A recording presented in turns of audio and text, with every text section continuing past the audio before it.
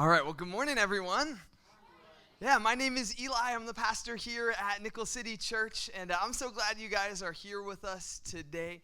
Some of you might be looking at this big tub up here and saying, well, what is happening with that? Well, in our first service, we had 2 baptisms, and baptisms are a really cool thing that we do here at the church where people are saying, I'm choosing to follow Jesus, and it's an outward expression of what's happening. So that's what that was for. That's why that's sitting up here.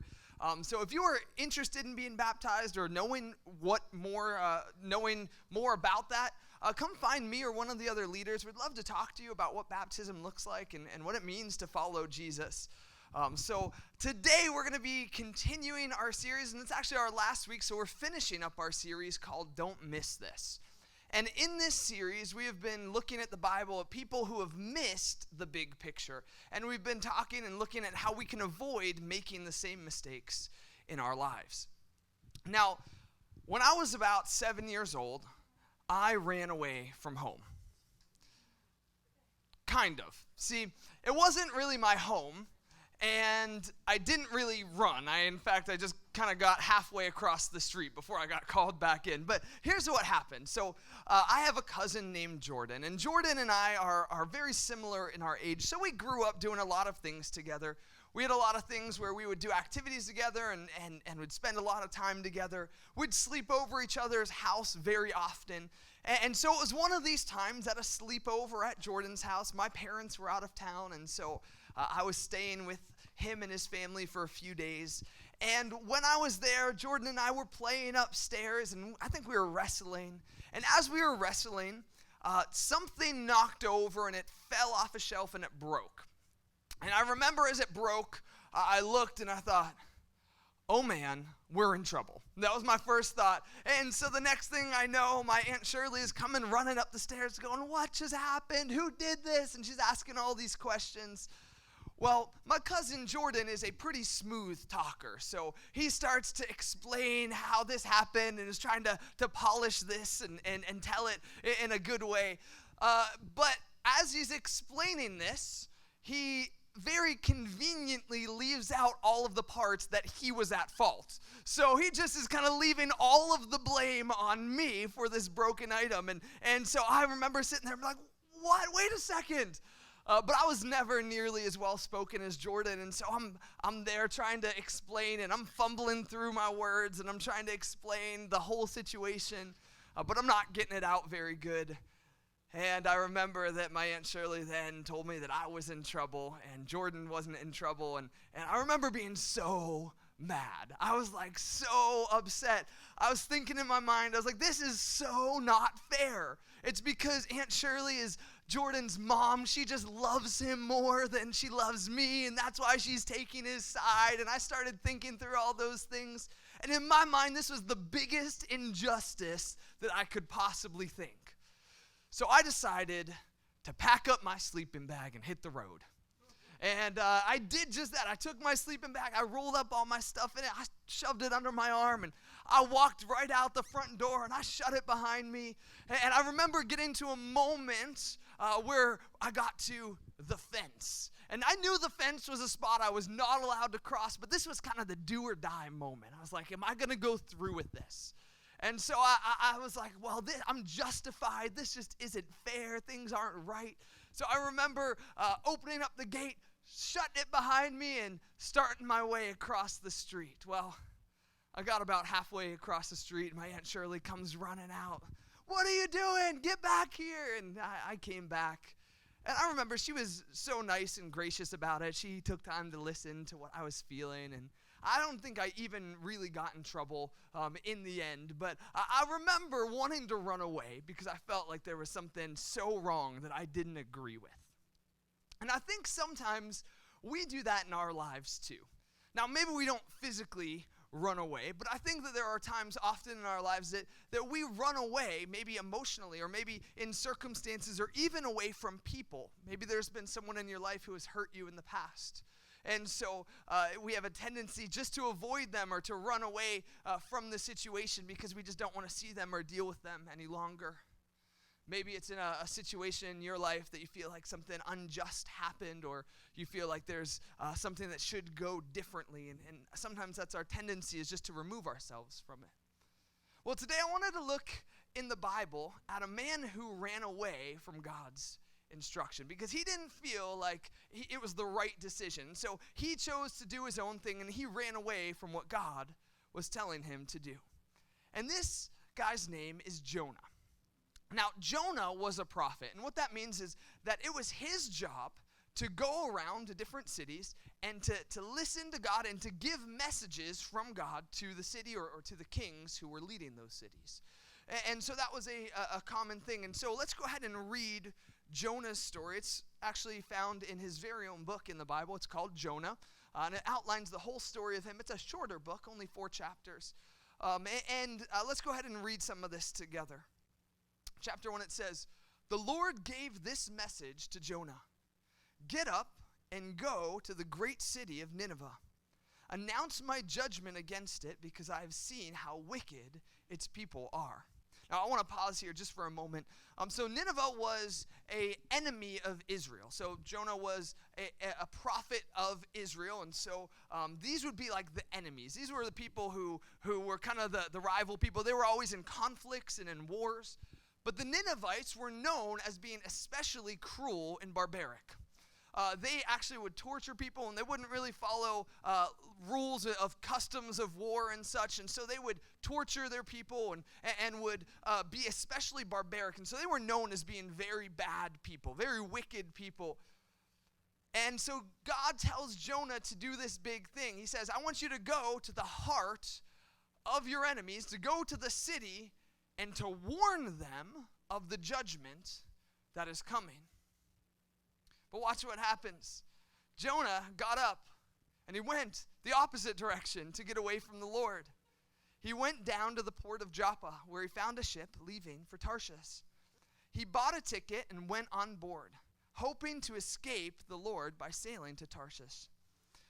Now, the first thing that I think that we might think is that Jonah was afraid.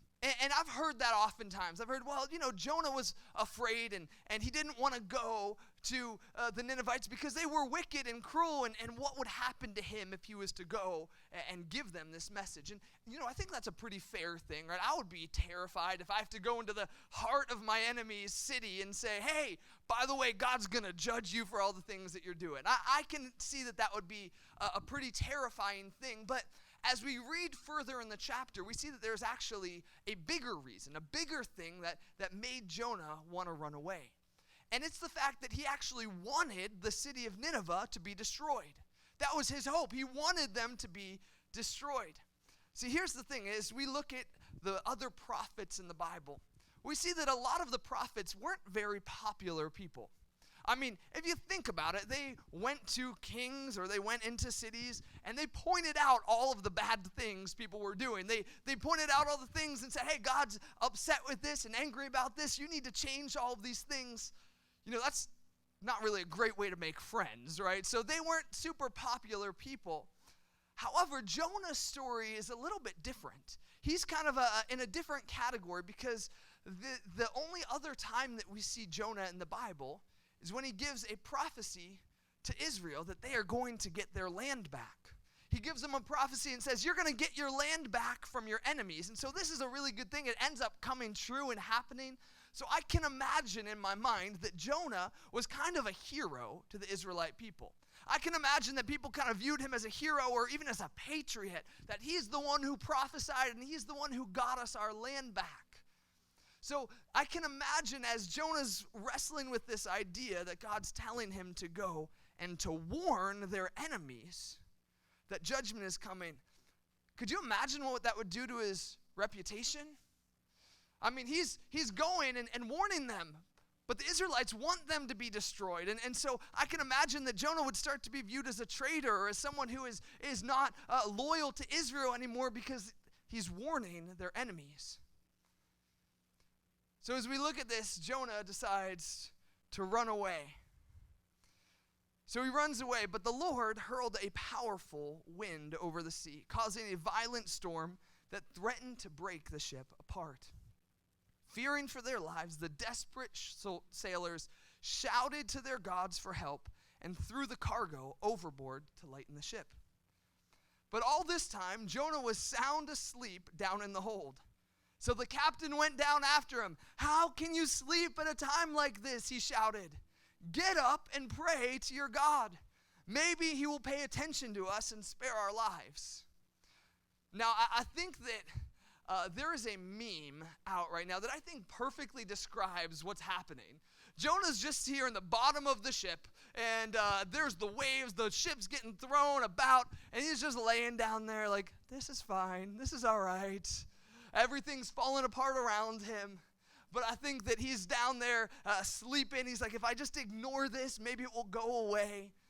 But he ends up coming up, and it says, the crew then cast lots to see which of them had offended the gods and caused this terrible storm. When they did this, the lots identified Jonah as the culprit. "Why has this awful storm come down on us?" they demanded. "Who are you? What is your line of work? What country are you from? What is your nationality?" Jonah answered, "I'm a Hebrew, and I worship the Lord, the God of heaven, who made the sea and the land." The sailors were terrified when they heard this, for he had already told them that he was running away from the Lord. "Oh, why did you do it?" they groaned. And since the storm was getting worse all the time, they asked him, "What should we do to you to stop this storm?" Jonah replies, he says, "Throw me into the sea, and it will become calm again. I know that this terrible storm is all my fault." Well, the soldiers are good guys. They don't want this to happen. And so instead, the sailors rowed even harder to get the ship to the land. But the stormy sea was too violent for them, and they couldn't make it. Then they cried out to the Lord, to Jonah's God. "Oh Lord," they pleaded, "don't make us die for this man's sin, and don't hold us responsible for his death. You have sent this storm upon him for your own good reasons." And then the sailors picked up Jonah, and they threw him into the raging sea, and the storm stopped at once. The sailors were awestruck by the Lord's great power, and they offered him a sacrifice and vowed to serve him. Now the Lord had arranged for a great fish to swallow Jonah, and Jonah was inside the fish for 3 days and 3 nights. Okay, so here's the story of Jonah, right? He's a prophet of God. He's running away from God. He goes in the opposite direction, running away, trying to not do the things God told him to do. And so he gets on the ship, and then this big storm happens, and he ends up getting thrown into the water, and then this big fish, some people think maybe a whale, swallows up Jonah. Now, this is actually kind of cool because, the Bible is real, and these are real stories that happen. And sometimes maybe it's hard for us to fathom or understand. It's kind of a crazy thing, right? That he got swallowed up by a big fish, and he was there for 3 days. But there's actually studies, and science actually proves that people can live inside of a whale for 3 days because of the way that their digestive system is. There's actually oxygen in their stomach. So it's kind of a really cool thing that science backs up and says, hey, this story is true and it is real. As crazy as it might seem, God used a fish or a whale to swallow Jonah. And so Jonah's in the belly of a whale right now, or of a big fish. And while he's there, he sends out a prayer to God, and he cries out to God, and he's saying things like, God, I know that I'm stuck here. I know that I'm facing death, and you're the only one who can save me. And you can read his prayer yourself. It's all in chapter 2, but chapter 2 ends this way, and it says this, that the Lord spoke to the fish, and it vomited Jonah out upon the dry land. Now the Lord spoke to Jonah a second time. He said, get up and go to the great city of Nineveh and deliver the message I've given you. But this time Jonah obeyed the Lord's command and went to Nineveh. On the day Jonah entered the city, he shouted to the crowds, 40 days from now, Nineveh will be destroyed. But the people of Nineveh believed God's message. And from the greatest to the least, they declared a fast. That means they didn't eat food. And they put on burlap to show their sorrows. When the king of Nineveh heard what Jonah said, he stepped down from his throne and took off his royal robes. He dressed himself in burlap and sat on a heap of ashes. Then the kings and his nobles sent out this decree to the city. Peoples and animals alike must wear garments of mourning, and everyone must pray earnestly to God. they must turn from their evil ways and stop all of their violence. Who can tell? Perhaps even yet, God will change his mind and hold back his fierce anger from destroying us. The Bible says that when God saw what they had done and how they had put a stop to their evil ways, he changed his mind and did not carry out the destruction that he had threatened. All right, so this is a cool story of Jonah, right? And as we look at this, it goes through all these different dramatics, but it ends with all of the people of Nineveh turning to God. Turning and saying, we're going to stop all the bad things that we're doing, and we're going to follow God instead. Everything kind of gets wrapped up and tied up neatly with a little bow. It kind of almost feels like a Disney movie, right? You go through all the dramatics and the ups and downs, and everything is fine and dandy at the end. But here's the thing I love about the Bible, is the Bible is not just a collection of nice stories. They're real stories that happen to real people. And so things don't always get tied up on a nice, neat little bow. In fact, this goes on for one more chapter. And we see Jonah, who already missed a lot of things, miss it one more time. See, God decides not to destroy Nineveh. And then this happens. It says, this change of plans greatly upset Jonah, and he became very angry. So he complained to the Lord about it. Didn't I say before I left home that you would do this, Lord? That's why I ran away to Tarshish. I knew that you are a merciful and compassionate God, slow to get angry and filled with unfailing love. You're eager to turn back from destroying people. Well, just kill me now, Lord. I'd rather be dead than alive if what I predicted will not happen. So the thing that he predicted, that the city would be destroyed, he said, I'd rather be dead if the city does not get destroyed. Jonah goes, God, I know that you're merciful, and I know that you're good, and I know that you have this nasty habit of forgiving people and giving them a second chance. Right? Isn't that crazy coming from Jonah, who literally is just getting a second chance? He says, I knew you were going to do something like this. So it's clear that he wanted the city to be destroyed. That was his hope. Jonah missed it. See, he's a prophet of God. It's his job to go and to warn people of the danger so that they could change, so that they could turn, and so that they wouldn't be destroyed. But Jonah misses it completely. He hoped that they would be destroyed. Jonah missed the big picture. And I think that sometimes we're in danger of doing the same thing, of missing it. And I think there's three main things that we can learn from this story. Three things that I think that Jonah missed, that I don't want us to miss today. Three things that I think that we should hold on to and not overlook in our lives. Three truths, and the first one is this, is that God's love is for everyone. See, Jonah missed this. He missed this big time. He thought that God's love and mercy were somehow reserved or should be reserved for only the Israelite people. But the truth is that God's love is for everyone. He didn't want the city of Nineveh to be destroyed. And that was his hope. He wanted them to turn away from their evil doings and their wrongdoings and their violence. But Jonah felt like God's love was reserved for people who were like him. But God's love is for everyone. See, that's not God's heart. He doesn't want anyone to be destroyed. He doesn't want anyone to be in judgment. He wants everyone to come to him. That's the goal of why God sent his son Jesus to us. Now, I think here's the thing, is oftentimes we can fall into a trap and miss this picture.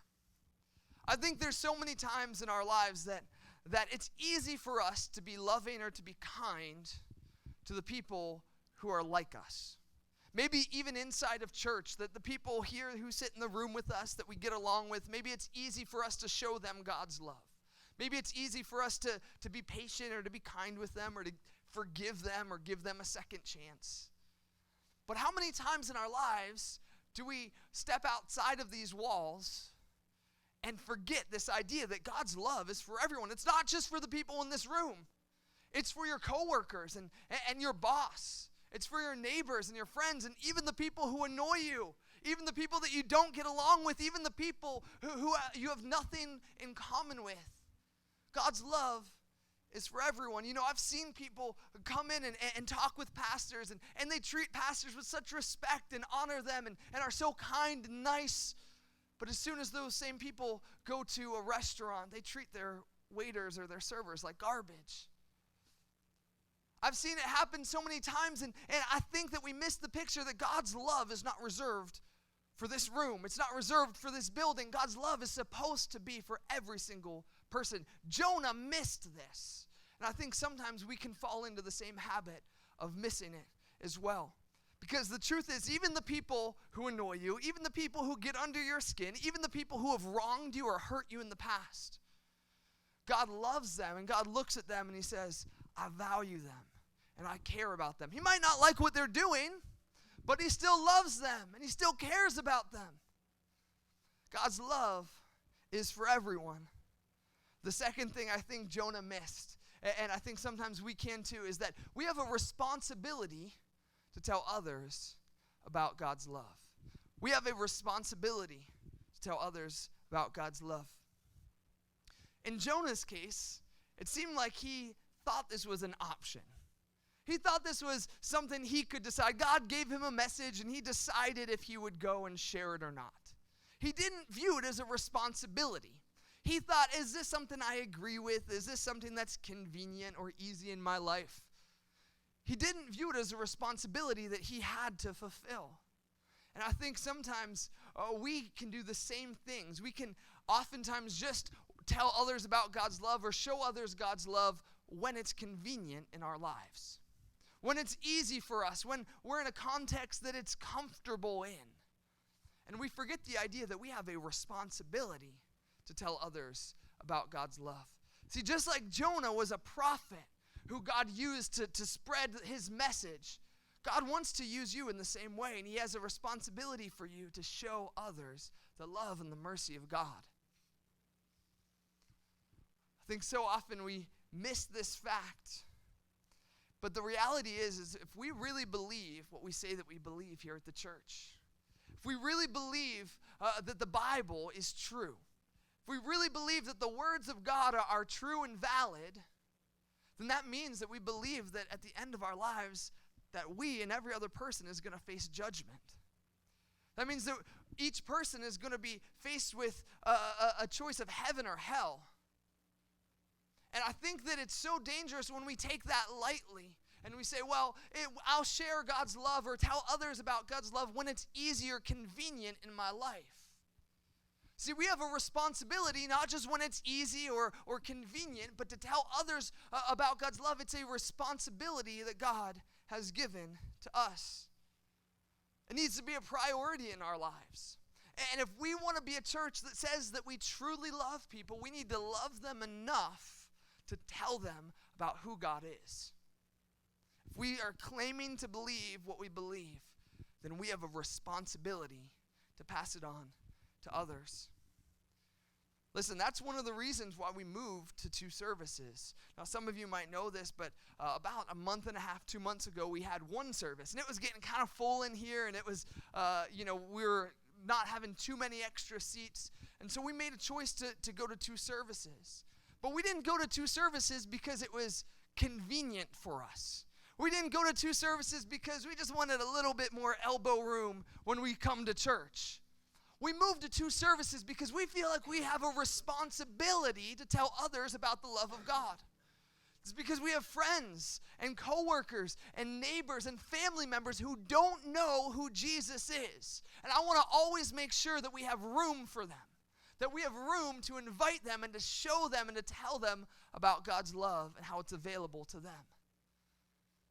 So listen, if you're sitting here today and you say, hey, listen, I love coming to church. I feel close to God when I'm at church. I feel like my life is changing because I'm worshiping and learning about who God is.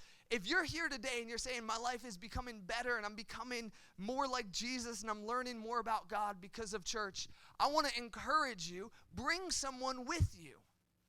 Don't hold that to yourself. Bring them so they can experience the same thing. So they can experience a God who loves them and cares about them. We have a responsibility, not just when it's convenient, but we have a responsibility to love people enough to tell them there's a God who loves and cares about them, and even warn them about a coming judgment. Just like Jonah, we have a responsibility to tell others about God's love. The third thing and the last thing that we're going to talk about today is that God's timing is perfect, and no one is beyond being redeemed. And I think Jonah missed this, right? He doesn't want to go follow God's plan. He's hoping that the Ninevites get destroyed. He's thinking these are some people who have no chance of turning their lives around. And so he decides to go on his own schedule and his own plan, but I love it because he actually goes and delivers the message. The entire city of Nineveh turns and gives their life to God. Listen, Jonah did not give some long, compelling, flowery message. He went in there and said, hey, God's going to judge this city.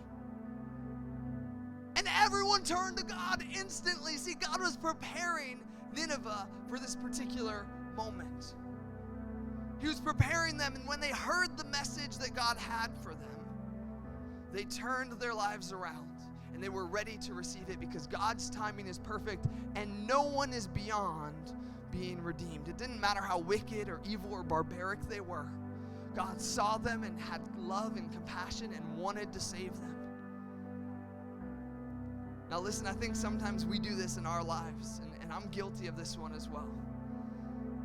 I think that there's people in our lives, maybe it's the same in your case, but there's people in our lives that we know are anti-church, or they don't like church, or maybe even that are anti-God and say, well, I don't believe that stuff. I know I have friends, I have family members like that. And I think the thing that we fall into, the habit that we fall into, is to just shy away from talking about church or talking about God. We shy away from inviting them. We say, well, I don't want to cause any conflicts. I don't want to ruffle any feathers. If I just don't bring this up, then there won't be any problem. I know what they believe. They know what I believe. We'll just leave it at that. But the reality is that God's timing is perfect, and He wants to redeem every single person. Listen, you don't know what God is doing in someone's life to lead them to this point. There's been so many stories that I've heard of people who said, I was once an atheist. I didn't believe in God at all. But through a series of events, even though I was very proud to be an atheist, through a series of events, I started to question.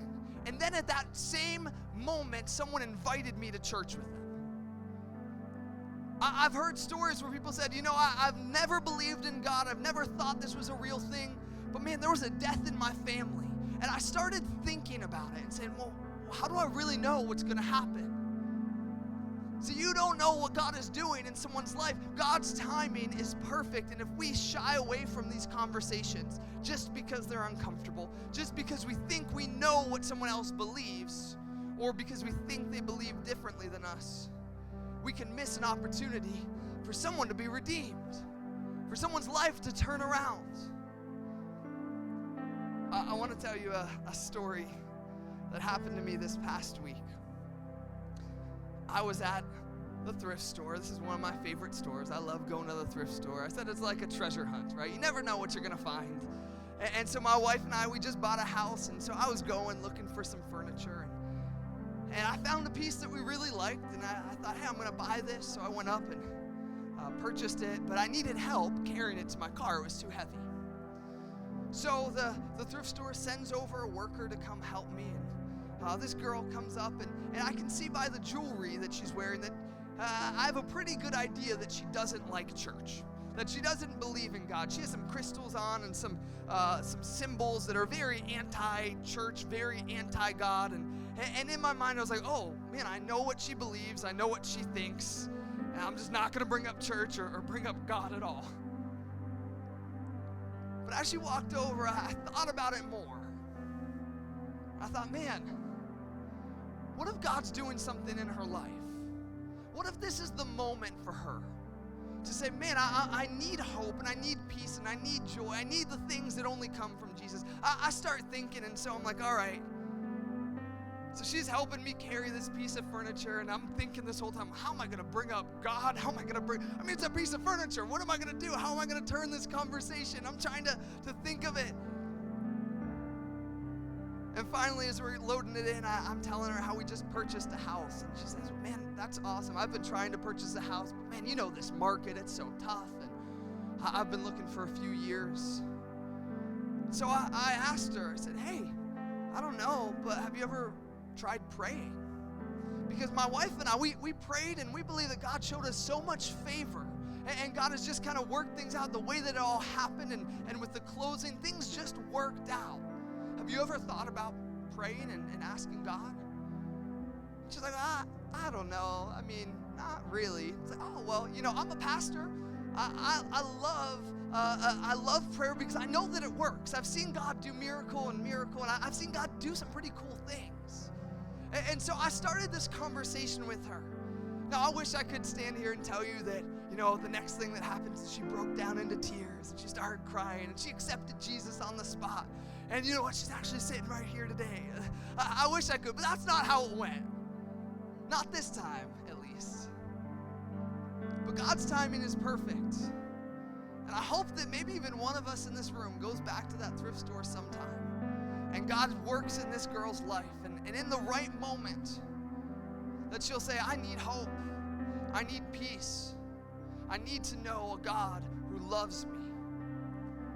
See, God's timing is perfect, and no one is beyond being redeemed. I'd encourage you, don't just shy away from conversations because you know what someone else believes, or you know that they believe differently than you. You never know what God's doing behind the scenes, and He wants to. It's His heart to redeem every single person, to give everyone a second chance.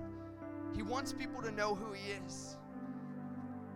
So I want to encourage you today. Jonah missed these things. He missed the big picture. And he seemed to miss it over and over, but you don't have to. So I would encourage you to remember these things, to hold on to these things, and to let these things guide your life. Remember that God's love is for everyone. Remember that we have a responsibility. It's not just when it's convenient or easy, but we have a responsibility to share God's love with everyone. Remember that God's timing is perfect. It might be scary or intimidating, but no one is beyond being redeemed. In fact, I often think the more uncomfortable I am talking with Jesus to a particular person, the more they probably need it. Because it's the people who are anti-church and anti-God. I think those oftentimes in our lives the people who need the most hope. So I'd encourage you, don't shy away from the conversations. Don't miss the big picture. So here's what I want to do. As we close, I want to encourage us just to take a moment to respond. And so if you'll do that by praying with me. I think anytime that we read the Bible, anytime that we read what God has to say and we discuss it or talk about it, we should take a moment just to say, God, what does this mean in my life? So if you'll take a moment to pray with me, maybe there's a person in your mind that you say, man, I know that I need to invite this person to church. I know that I need to start being kind or more loving or more patient with this person at my work. Maybe there's something specific. I want to take a moment because I believe God can speak to you right now in this moment. So let's take a moment just to rest and just to say, God, what do you want me to do about this?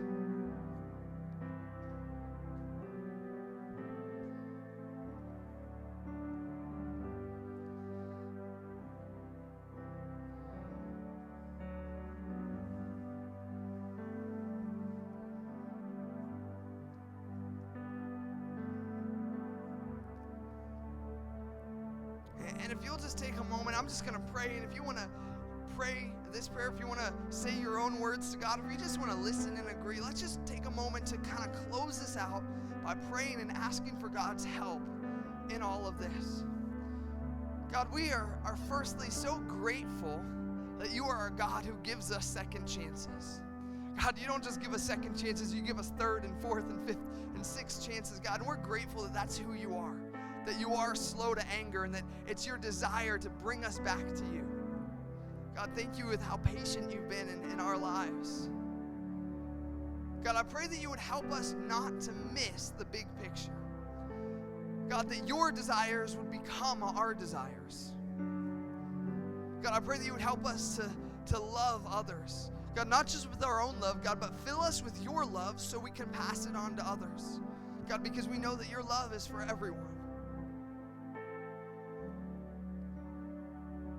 God, I pray that you would help us to take it seriously and to step into the full weight and the responsibility that we have to share your love with others. God, that it wouldn't just be something we do when it's convenient or easy or when we know it's going to be well received. God, I pray that you would help us to be determined and to feel the weight of the responsibility so that we can follow and share your love with those around us, God, the friends and the neighbors and the coworkers and the family members. God, we need you in that. God, I pray that you fill us with boldness. God, fill us with your Holy Spirit so that we can be equipped to go and to share your love and to speak with truth and with boldness. God, give us a confidence in who you are. God, and I pray that you prepare people's hearts, God, because your timing is perfect. So I pray right now in the name of Jesus that you prepare the people in our lives. God, that you prepare our coworkers. God, that you prepare our neighbors. God, even our family members who have been so stubborn and so against Christianity. God, I pray that you prepare their hearts right now. God, and help us to be faithful to speak the truth to them, God, to invite them to church, to tell them about your love and your mercy.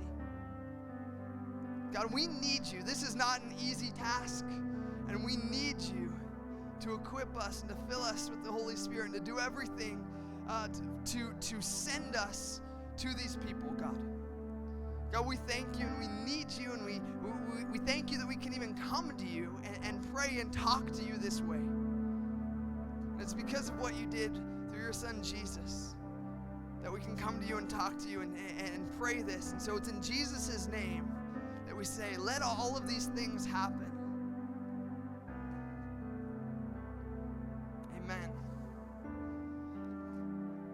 Guys, I'm so glad that you were here this week with us as we finished up this series. I do want to invite you back next week. We're starting a brand new series, and it's having to do with community. And it's called With a Little Help from My Friends. And we're going to be talking about community and coming together and what friendships and what church should really look like. So I want to encourage you, it will be a great time to invite someone. It's a great series to bring people with you because community is for everyone. And so I want to encourage you to bring them. Use it as your opportunity to invite them, to bring them. Make lunch plans after church. Guys, I love you. I'm so glad you were here. Don't forget about Connect Group.